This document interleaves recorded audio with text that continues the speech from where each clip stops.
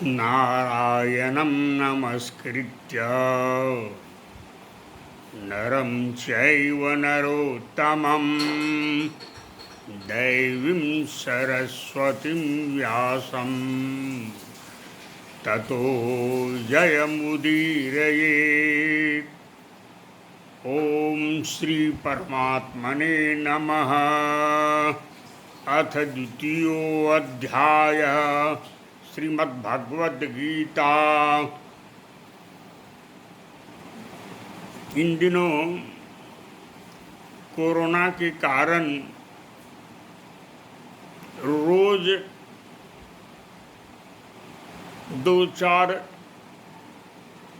अपने परिचित मित्रों का दुखद समाचार मिलता रहता है। स्वाभाविक है, मन में अत्यंत पीड़ा, अत्यंत व्यथा होती है और इस व्यथा की घड़ी में हम सब लोग अपने पुरुषार्थ से सेवा में भी लगे हुए हैं।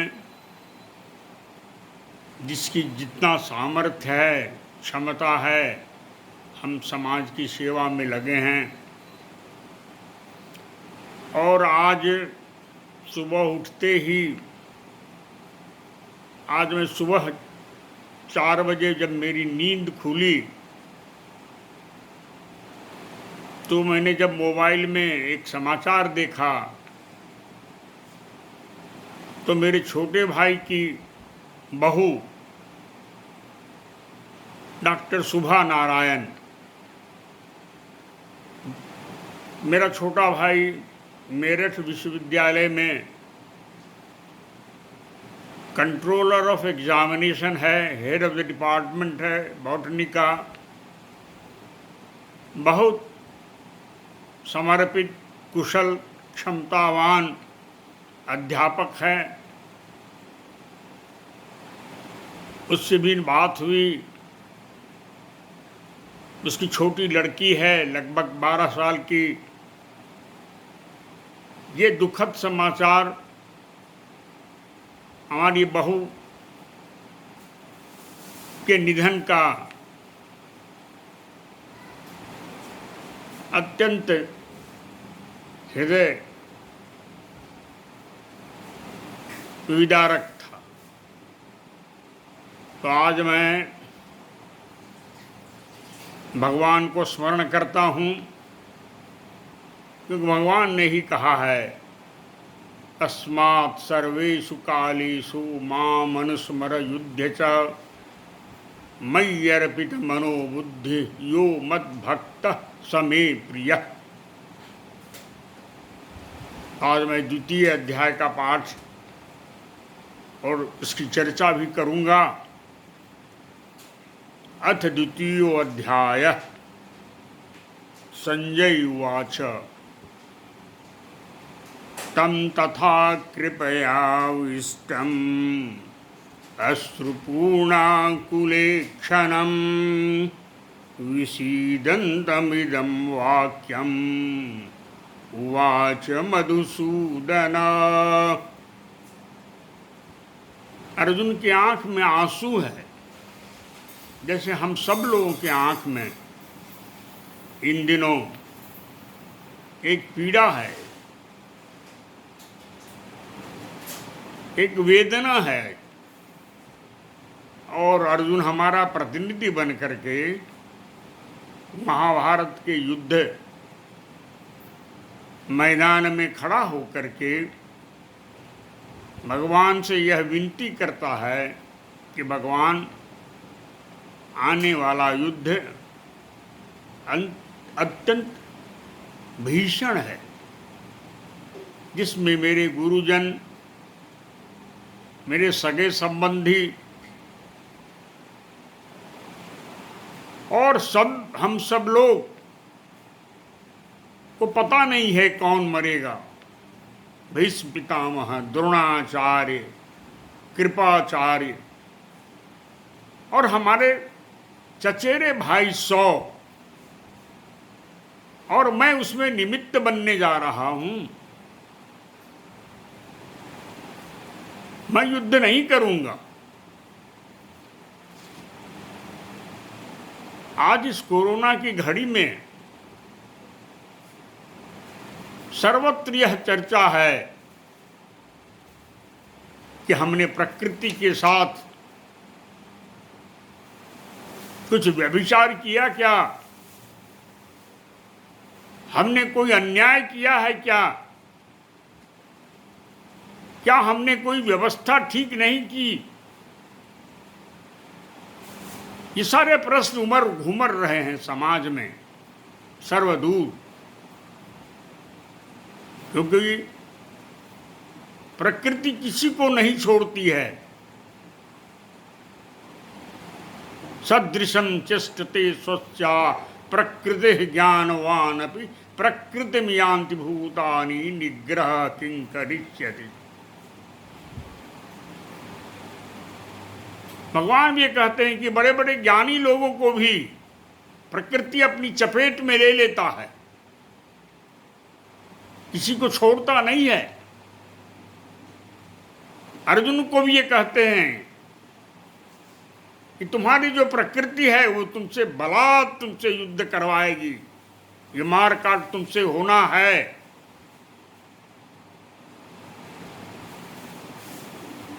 तो प्रकृति जिस ढंग का भी आचरण कर रही है, आज पूरी मानवता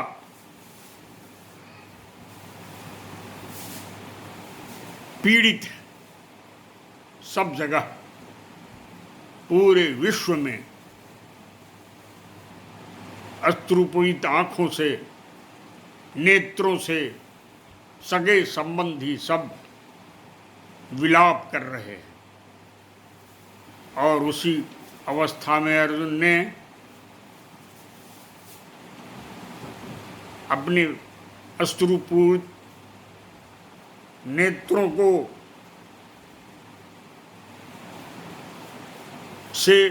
अर्जुन से यह प्रश्न पूछा कि मैं इस भयंकर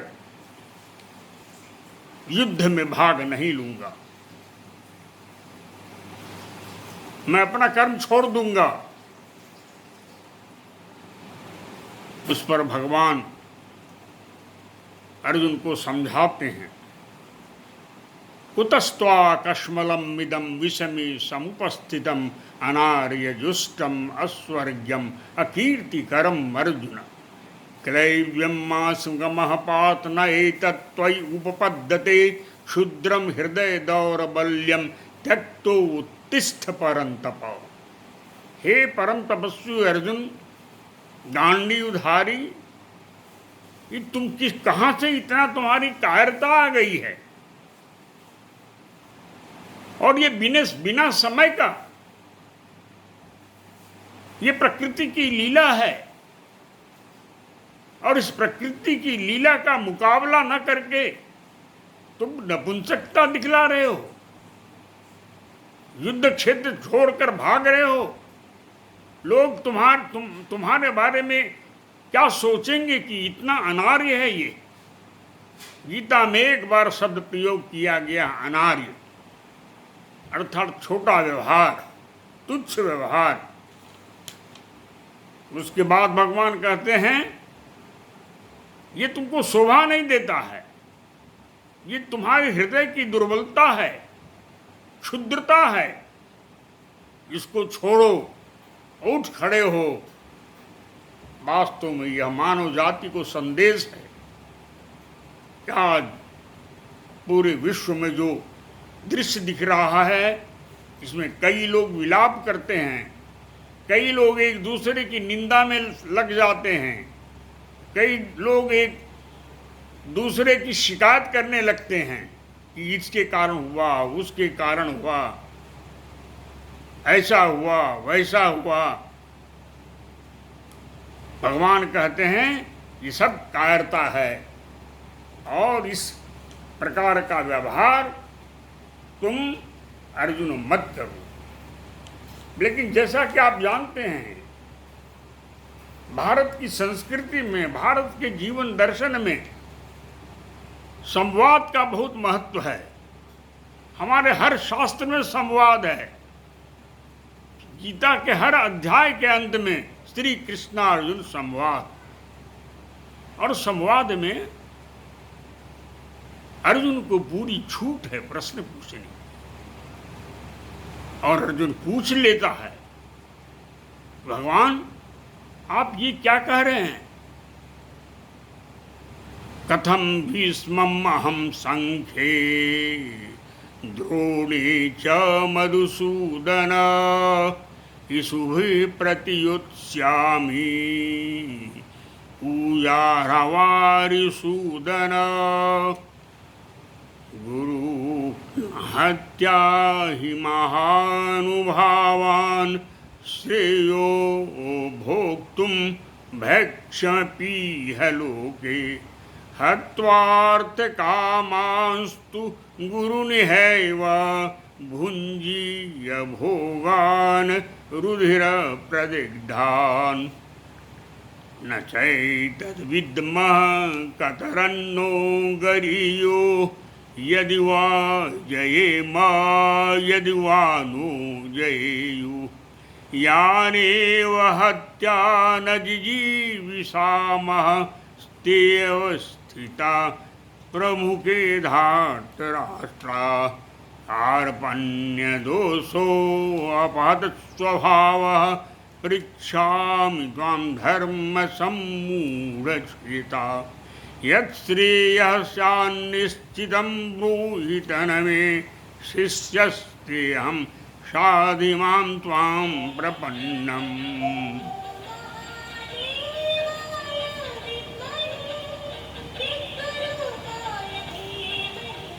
वास्तव में अर्जुन यह कहते हैं कि मैं भीष्म पितामह और जैसे गुरुजनों की हत्या नहीं करूंगा मधुसूदन, मैं भीख भले मांग लूंगा, लेकिन इस रुधिर से सना हुआ साम्राज्य और राज्य हस्तिनापुर का मुझे नहीं चाहिए। मैं ये भी नहीं जानता हूं कि मेरे लिए क्या करनी है, क्या करनीय है। मैं जीतूंगा या हारूंगा, मैं अपने कायरता रूप दोष से अपहृत हुए स्वभाव वाला धर्म के विषय में मोहचित्त हो गया हूं। इसलिए आप हमें कृपया करके बताइए कि क्या मेरे लिए उचित है, क्या अनुचित है। मैं यह भी नहीं देख रहा हूं कि शोक में सना हुआ हमारा मन किस प्रकार से अपनी इंद्रियों को शांत कर पाएगा,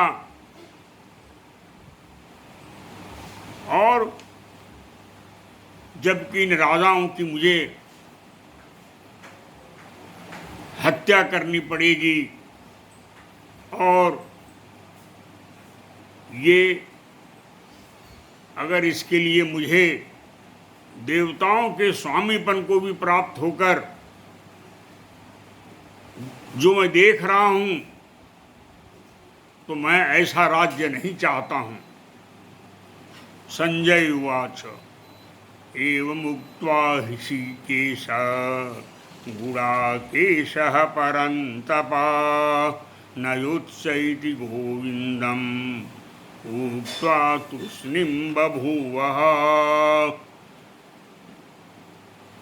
संजय कहते हैं कि ऐसा कहने के बाद अर्जुन ने अपना धनुष बाण रख दिया और चुप हो गया, और गोविंद से कहा, मैं यह युद्ध नहीं करूंगा।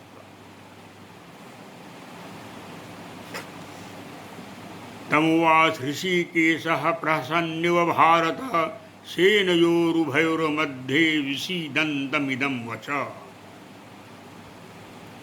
जैसा कि हम भी देखते हैं अपने जीवन में, कई लोग बहुत अज्ञानी होते हैं, साधारण समझ भी नहीं होती हैं, लेकिन ज्ञान की बड़ी बड़ी बातें करते हैं तो हंसी भी आती है।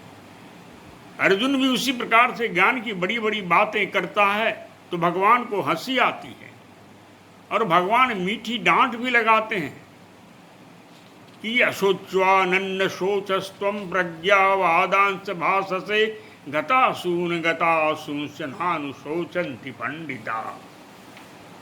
हे अर्जुन, तुम ज्ञानी लोग की तरह बात तो कर रहे हो, लेकिन जो वास्तव में पंडित लोग हैं, जो चले गए हैं, वो जो जाने वाले हैं, उनके लिए कभी चिंता नहीं करते। न त्वेवाहं जातुनाशं न त्वं नेमे जनाधिपाः न चैव न भविष्यामः सर्वे वयमतः परम। ऐसा मत समझो कि मैं पहले नहीं था, न तुम पहले थे, न ये सारे राजा पहले थे, नहीं थे, और न भविष्य में ये नहीं आएंगे। हम लोग पहले भी थे, आगे भी रहेंगे और अभी भी हैं। देहिनो अस्मिन् यथा देहे कौमारम यौवनम जरा तथा देहांतर प्राप्ति धीरस्तत्र न मुह्यति। जैसे इस शरीर को बचपन, जवानी और बुढ़ापा आता है, उसी प्रकार धीर पुरुष देहांत तो होने के बाद यह नहीं सोचते हैं कि हमारा नाश हो रहा है। मात्रा स्पर्शास्तु कौन्तेय शीतोष्ण सुख दुःखदा आगम अपायिनो नित्या तांति तिच्छस्व भारत। ये शरीर में सुख और दुख होंगे, ठंडा और गर्मी पड़ेगी, ये आएंगे जाएंगे, लेकिन इसको सहने की क्षमता पैदा करो अर्जुन, ये तो होना ही है। यम ही न व्यथन्ते ते पुरुषम पुरुषर्षभा सम दुख सुखम धीरम सो मृतत्वाय कल्पते। जिस पुरुष के अंदर धैर्य है वो दुखी नहीं होता है, और सुख में भी वह समान रहता है, धैर्य बना के रखता है। वही पुरुष वास्तव में याद किया जाता है। हमारे जीवन में भी उदाहरण है, हम उनको ही याद करते हैं जिन्होंने संकट के काल में भी अपना संतुलन नहीं खोया। ना सतो विद्यते भावो ना भावो विद्यते सतः उभयोरपि दृष्टोवन्तु तो तत्तो अन्य दर्श भी। जो सत्ता जिसकी है वो कभी समाप्त नहीं होगी, और जिसकी सत्ता नहीं है वो कभी सत्तावान हो नहीं सकता है। जो तत्वज्ञानी लोग हैं वो इस बात को समझते हैं। आज का विज्ञान भी ये कहता है, conservation of mass and conservation of energy. ये जो भी चीज दुनिया के अंदर है इसका सिर्फ रूपांतरण होता है। ये total energy, total mass constant रहता है, स्थिर रहता है, सिर्फ रूपांतरण होता है। अविनाशी तु तद्विद्धि येन सर्वमिदं ततं विनाशम अव्ययाश्च न कश्चित् कर्तुम अर्हति। तुम इसलिए ये जो समझ रहे हो कि ये शरीर खत्म हो जाने के बाद सब चीज खत्म हो जाएगी, ऐसा नहीं है। ये अविनाशी जो तत्व है वो रहता है। कोई भी इसको विनाश करने में समर्थ नहीं है। ये बहुत बलशाली है, नहीं, ये परम बलशाली है जो ये तत्व है, जिसको हम कभी आत्मा कहते हैं, कभी क्षेत्रज्ञ कहते हैं, कभी हम पुरुष कहते हैं, कभी हम जीवात्मा कहते हैं।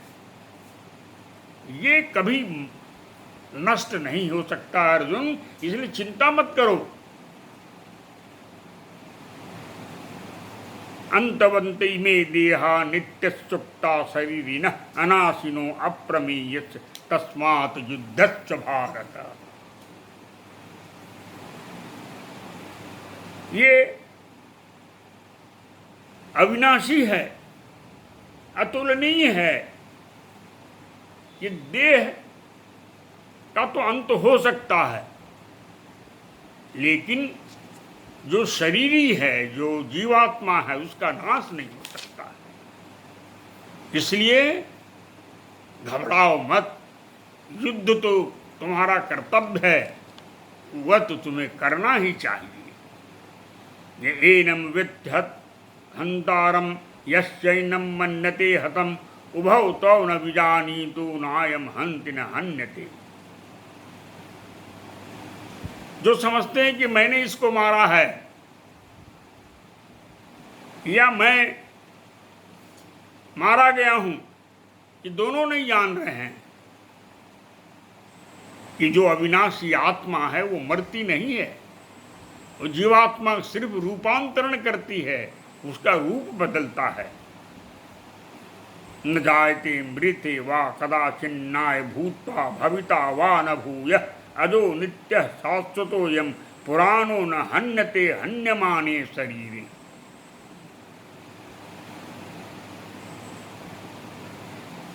ये न पैदा होता है न मरता है, न होता है, नायम भूता भविता वा न भूय, फिर से दोबारा नहीं होता है। यह अजन्मा है, नित्य है, शाश्वत है, अनादि है। शरीर के मरने से यह समाप्त नहीं होता अर्जुन, इसलिए शोक मत करो। वेदा विनाशिनम नित्यम च एनम अजम अव्ययम कथम च पुरुषः पार्थ कम घातयति हन्तिकम। समझो कि यह अविनाशी है, नित्य है, अजर है, अमर है, कभी नष्ट नहीं हो सकता है। कथम स पुरुषः पार्थ कम घातयति हन्तिकम। इसलिए किस प्रकार तुम ये समझ रहे हो कि कोई मरता है या किसी को मारता है। वासांसि जीर्णानि यथा विहाय नवानि गृह्णाति नरो अपराणि तथा शरीराणि विहाय जीर्णा नन्यानि संजाति नवानि देहि। जैसे हम शरीर के कपड़े बदलते हैं, उसी प्रकार से यह जीवात्मा भी शरीर बदलता है।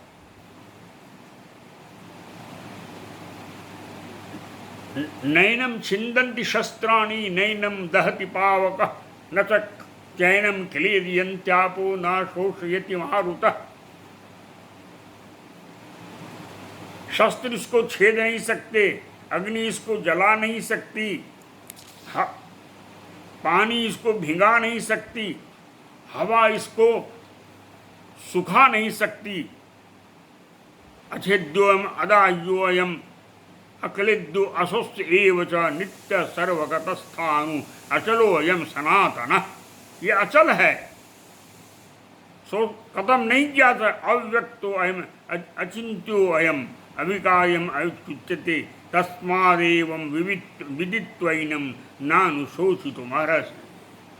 यह अव्यक्त है, अचिंत्य है, अविकारी है। ऐसा समझ के तुम अनावश्यक शोक मत करो। अथ चैनम नित्य जातम नित्यम वा मन्यसे मृतम तथापि तुम महाबाहो नैवं शोचितुमर्हसि। अगर फिर भी अगर तुम ये सोचते हो कि ये पैदा भी हो रहा है और मरता भी है, तब भी तुम महान बाहुओं वाले अर्जुन, चिंता करने की बात नहीं है, ये शोक करने की योग्य नहीं है। क्यों? जातस्य ही ध्रुव मृत्यु ध्रुवम जन्म मृतस्य च तस्मात् अपरिहार्थे अर्थे न त्वं शोचितुम् अर्हसि। क्योंकि अगर तुमने मान लिया कि क्योंकि लोग मरते हैं और जीते हैं, तो जिसका जन्म होता है उसका मृत्यु भी होता है, और जिसका मृत्यु होगा उसका जन्म भी होगा, इसलिए भी तुम शोक मत करो। अव्यक्तादीनि भूतानि व्यक्त मध्यानि भारत अव्यक्त निधनान्येव तत्र का परिदेवना। ये भूत जो है, ये प्राणी जो है, ये शरीर जो है, ये बीच में ही प्रकट होता है, न पहले दिखता है न बाद में दिखता है, इसलिए दुख का कोई कारण नहीं है। और इसी कारण से लोग बहुत आश्चर्यचकित होते हैं। आश्चर्यवत पश्यत कच्चितेनम, कई लोग तो इसको आश्चर्यवत देखते हैं, आश्चर्यवदति तथैव चान्य, और कुछ लोग इसका वर्णन करते हैं आश्चर्य से। आश्चर्यवच्चेन मन्यः शृणोति, आश्चर्य से सुनते हैं, श्रुत्वाप्येनम वेद न चैव कश्चित्, और सुनने के बाद भी वो समझ नहीं पाते हैं। समझने के लिए तो बहुत गहरा ज्ञान चाहिए, अत्यंत। देहि नित्यम अवैध्यो देहि सर्वस्य भारत तस्मात् सर्वाणि भूति न त्वं शोचितुमर्हसि। इस आत्मा को तुम हमेशा अवध्य समझो। स्वधर्ममपि चावेक्ष न विकम्पितुम् अर्हसि, धर्माधिउद्धात श्रेयो अन्यत क्षत्रिय न विद्यते।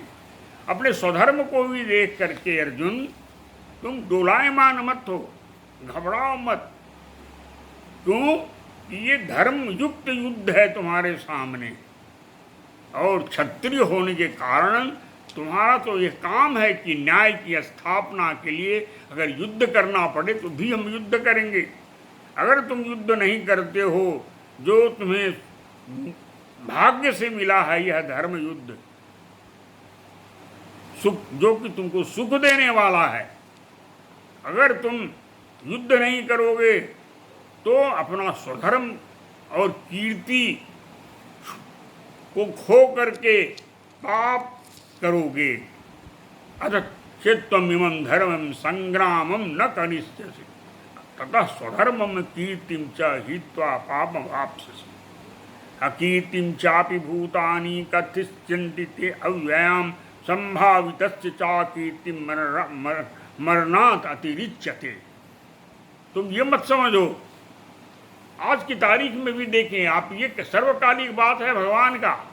ये भगवान ने कोई एक समय की बात नहीं कही है, ये काल तक ये सत्य रहने वाला है कि अगर हम इसी प्रकार की जन्म और मृत्यु में अपना संतुलन खो दें तो हम यशहीन हो जाएंगे और सब लोग मेरी निंदा करेंगे, और लोग समझेंगे कि डर के मारे इसने युद्ध करना से अपने को भाग गया है, और बहुमत में जनता में तुम्हारी निंदा होगी कि ये बहुत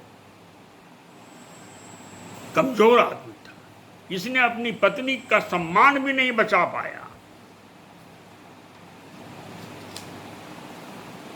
तुम्हारे सामर्थ्य की निंदा तो होगी, इसलिए हतो वा प्राप्स्यसि स्वर्गम जीतो वा भोक्ष्यसे महिम तस्मात् उत्तिष्ठ कौन्तेय युद्धाय कृतनिश्चय। इसलिए हम अपने कर्तव्य पथ से अलग नहीं होंगे। कोरोना में मान लो मृत्यु हो रही है तो हम अपना संतुलन इतना ना बिगाड़ लें कि हम अपने सामान्य कर्म, जो धर्म आधारित कर्म है, उसको भी छोड़ दें और इतना असंतुलन कर दें कि समाज के अंदर भी एक असंतुलन का वातावरण बन जाए। भगवान कहते हैं ऐसी परिस्थिति में भी अपना धैर्य बना के रखो, संतुलन बना के रखो, सम दुख सुमे कृत्वा लाभालाभौ जयाजयो ततो युद्धा युज्यस्व नैवं पापम वाप्स्यति एषा ते अभिता सांख्ये बुद्धियोगे तिमां शृणु बुद्ध्या युक्तो यथा पार्थ कर्म बंधम प्रहास्यसि।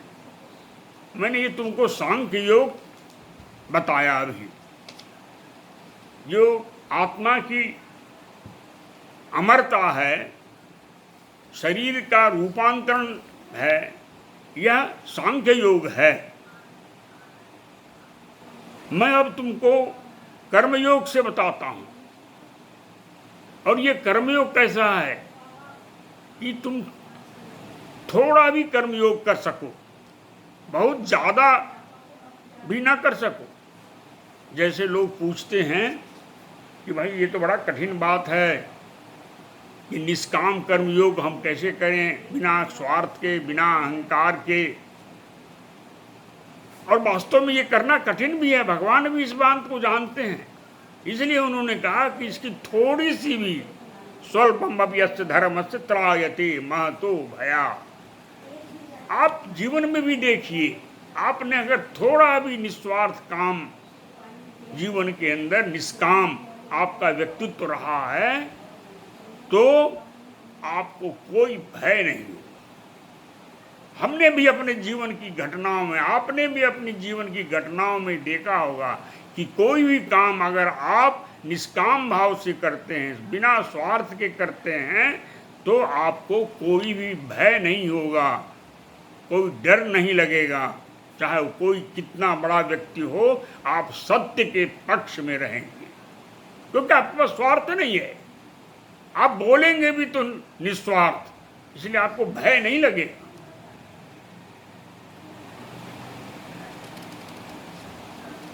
यामुवाम पुष्पिताम वाचम प्रवदन्ति अविपश्चितः वेदवादरता पार्थ नान्यत अस्ति इति वादिनः कामात्मनः स्वर्गपरा जन्म कर्म फलप्रदां क्रिया विशेष बहुलां भोवैश्वर्य गति प्रति भोवैश्वर्य प्रसक्तानां तय्या अभृत्येषां व्यवसायत्वा बुद्धि समाधौ न विधीयते।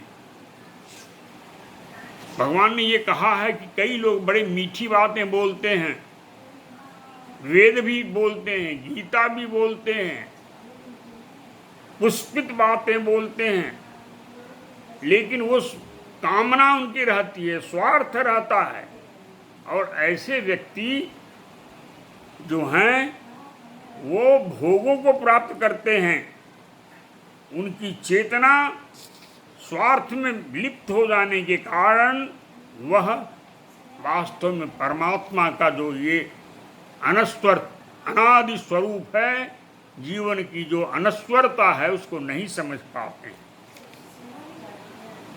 त्रैगुण्य विषया वेदा निस्त्रय गुण्यो भवार्जुन निर्द्वंदो नित्य सत्वस्थो निर्योग क्षेम आत्मवान।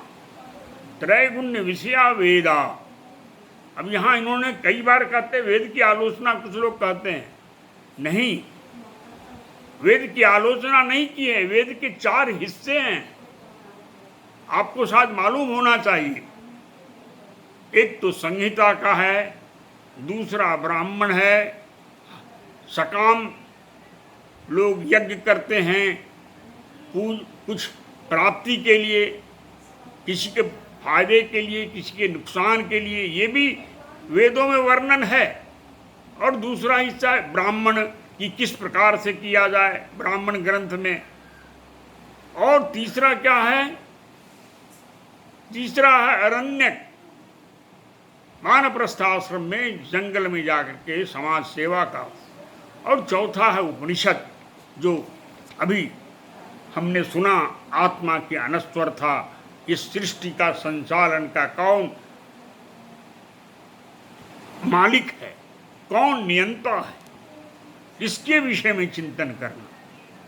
इसलिए अर्जुन से कहते हैं, अर्जुन ये वेद जो निस्त्रय गुण्या विषया वेदा, वेद जो हैं, जो कर्मकांड वाला वेद है, जो कर्मकांड मतलब हवन यज्ञ, जिसके द्वारा स्वार्थ जीवन में की प्राप्ति होती है, उस उसको छोड़ करके तुम गुणातीत बन जाओ, रजोगुण, सतोगुण और तमोगुण के उस पार चले जाओ। यावान तुत्पाने सर्वतः संप्लुदोदके तावान सर्वेषु वेदेषु ब्राह्मणस्य विजानतः। जैसे समुद्र के अंदर जलाशय पहुंच जाने पर कोई प्रयोजन नहीं रहता है उस जलाशय का, ब्राह्मण को समस्त वेदों में उतना ही अर्थ रह जाता है जो उपनिषद के तत्व को समझ लेता है। कर्मण्येवाधिकारस्ते मां फलेषु कदाचन मां कर्म फल हेतुभुः मां ते संगः अस्तु अकर्मण्य। फल की चिंता मत करो, मां कर्म फल हेतुभुः, और कर्म फल का कारण भी मत बनो। अकर्म, लेकिन आलसी मत बन जाओ, अकर्म भी मत, कर्म छोड़ मत दो। ये बात लोग आधी बात श्लोक समझ लेते हैं कि कर्म में अधिकार नहीं है, कर्म में फल नहीं है, तो कर्म करेगा क्यों? भगवान ने इसलिए राइडर लगाया है कि नहीं, ते संगो अस्तु अकर्मणि, माने कर्म छोड़ना नहीं है, आलसी नहीं बनना है। और कर्म के फल पे तुम्हारा अधिकार भी नहीं है। देखिए, हम कोई भी कर्म करते हैं, पूरी निष्ठा से कर्म करें, पूरे आनंद में कर्म करें। जब ऐसा हमारी तन्मयता कर्म में हो जाती है तो हमारा कर्म ही आनंद का स्रोत बन जाता है। लड़का अगर परीक्षा की तैयारी कर रहा है तो अध्ययन में समय लगाए, चिंता यह न करे कि मुझे कितना अंक मिलेगा, मैं फर्स्ट डिवीजन पास करूंगा नहीं करूंगा। इसी प्रकार जीवन के हर क्षेत्र में जब हम कर्म करते हैं तो हमारी साधना कर्म के साथ कर्ता कर्म एक बन जाए, द्वैत न रहे, तब आनंद की वर्षा होती है। दूसरा, कर्मफल जो है सेवरल पैरामीटर्स का रिजल्ट है। कर्मफल, रिजल्ट ऑफ एनी कर्म is a function of infinite parameters. ब्रह्मांड की गतिविधि, समाज की गतिविधि, ये सिर्फ मेरे तक सीमित नहीं है। इसलिए अनावश्यक हम तनाव में रहेंगे कि ये कर्म फल अगर हमने जीता तो हमको अहंकार हो जाएगा, जबकि ऐसा नहीं है। Infinite parameters are contributing for it.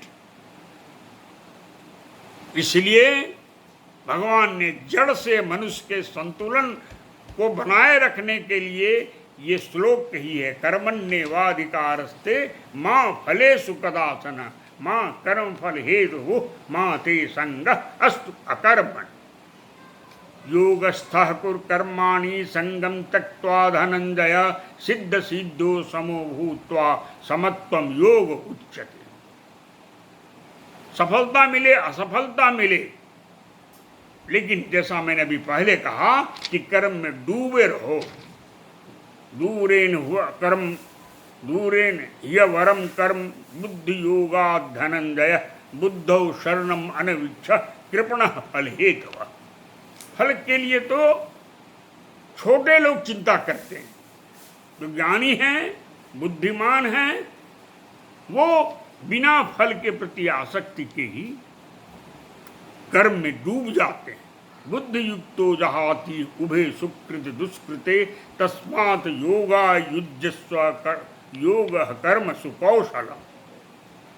कई लोग इसे अर्थ लगाते हैं कि कर्म में कुशलता ही योग है, लेकिन मैंने इस पर थोड़ा गहन विचार किया, कुछ अपने विद्वानों की टीकाएं भी देखी, जिसमें उन्होंने कहा कि कर्म में योग ही कुशलता को जन्म देती है। कर्म में योग मतलब अगर आप कर्म में डूब जाएं, अपनी सत्ता को कर्म में मिला दें, तो संभावना ये निश्चित रूप से है कि आप मोर एफिशिएंट हो जाएंगे। कर्मजम बुद्धियुक्ता ही फलम त्यक्त्वा मनीषिणः जन्म बंध विनुर्मुक्ता पदम गच्छन्ति अनामयम्। वही फल की इच्छा छोड़ो। यदा ते मोह कलिलम बुद्धिर्व्यतितरस्ति तदा गन्ताति निर्वेदम श्रोतवस्त श्रुतश्च च। जिस काल में तेरी बुद्धि मोहरूप दलदल की भांति पार कर जाएगी, उस समय तू सुने हुए और सुनने वालों की लोक और परलोक संबंधी सभी भोगों से वैराग्य को प्राप्त हो सकेगा। श्रुति विप्रतिपन्ना ते यदा स्थास्थिति निश्चला समाधौ अचला बुद्धि तदा योगम वाप्स्यसि। भांति भांति के वचनों को सुनने से विचलित हुई तेरी बुद्धि जब परमात्मा में अचल स्थिर ठहर जाएगी, तब तुम योग को प्राप्त हो जाएगा, अर्थात तेरा नित्य संयोग हो जाएगा परमात्मा से।